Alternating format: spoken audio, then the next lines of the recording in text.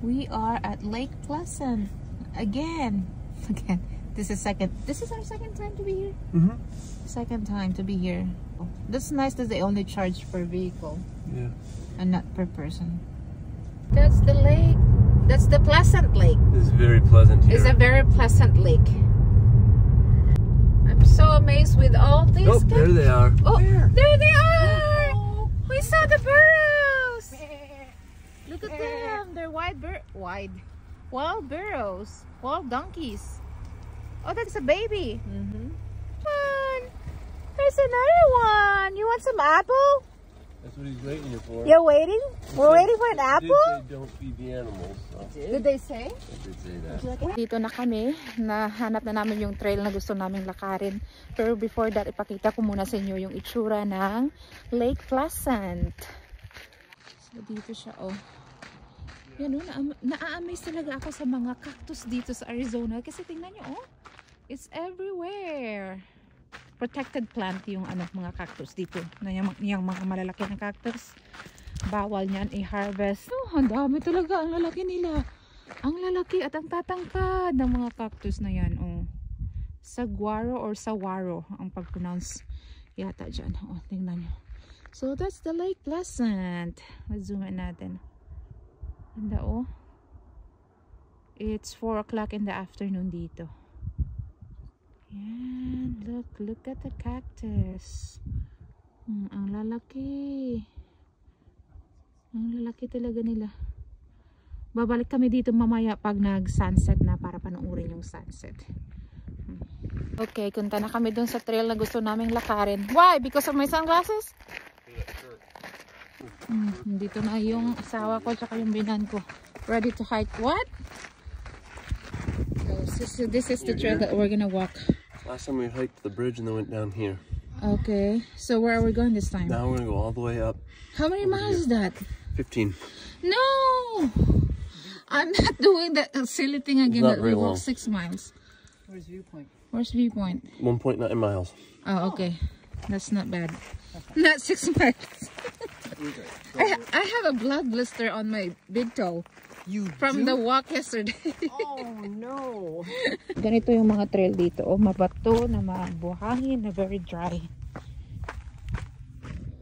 Oh, see? There's more cactus here. Mahilig ako sa cactus. And gusto ko magkaroon nito sa bahay. Pero, they are a slow grower. Ang bagal nilang tumubo. Kaya I decide na hindi na lang ako bibili nito. Kasi may lugar dito na pwedeng bilhan ng cactus na to. Pero you cannot harvest it from the wild like this. Niloloko ko yung aking mother-in-law na pupunta kami dun sa taas. Oh.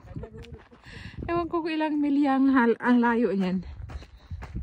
She doesn't really, I mean, we don't really want to walk that far anymore. Just like yesterday, we walked for 6 miles.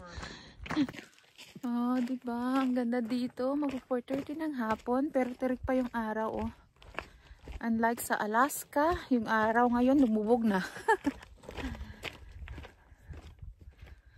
Kaya pumupunta kami dito around January para masinagan kami ng araw. Para makakita kami ng araw and ma-enjoy yung kanilang winter dito. Kasi yung winter nila dito, walang snow.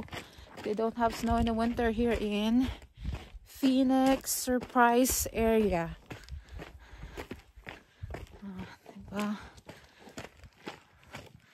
Kuha tayo ng vitamin D while we're here.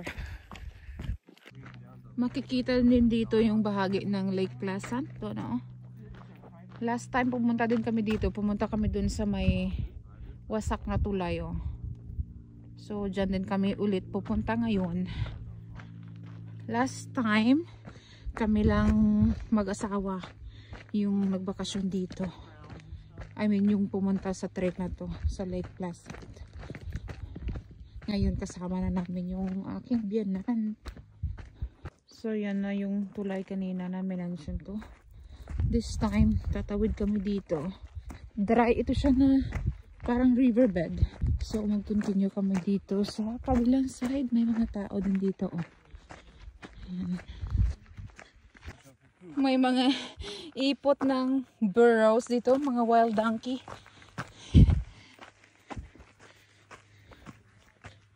Okay. We won't walk too far. Tingnan nyo kung gaano ka tigas yung skeleton, yung ribs ng cactus, oh.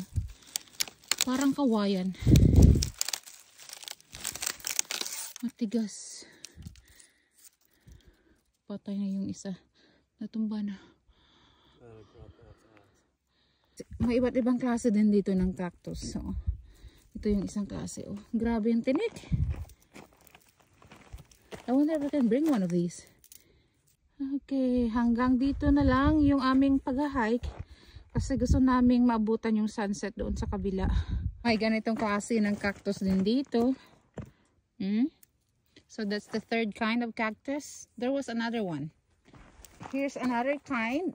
I think barrel cactus naman yung pangalan niyan. Yung aming anino. Yeah, we're gonna head back. Perfect. 5 o'clock. Nakabalik na kami dito sa taas. May picnic bag yung asawa ko. Baon ng aking binamay. Snack siya na dala. Magpipicnic daw kami while watching the sunset. Ang laki ng araw. Good exercise.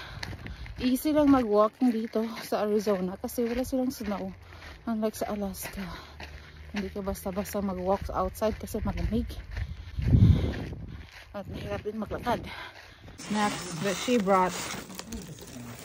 This is hummus, apples, chips, strawberries, and pizzazz. Pizzazz. Pizza. And these are really good. Oh, I got one on the plate. GMO strawberry. Look.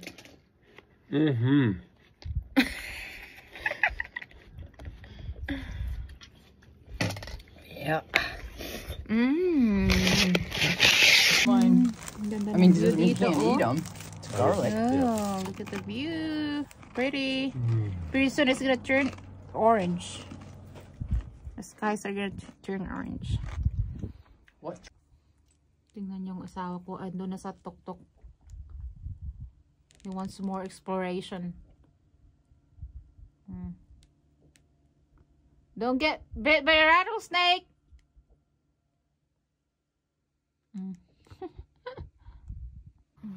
Change location tayo. Suot na ko ng sweater kasi malamig na. It's up there somewhere. We're gonna watch the sunset up here.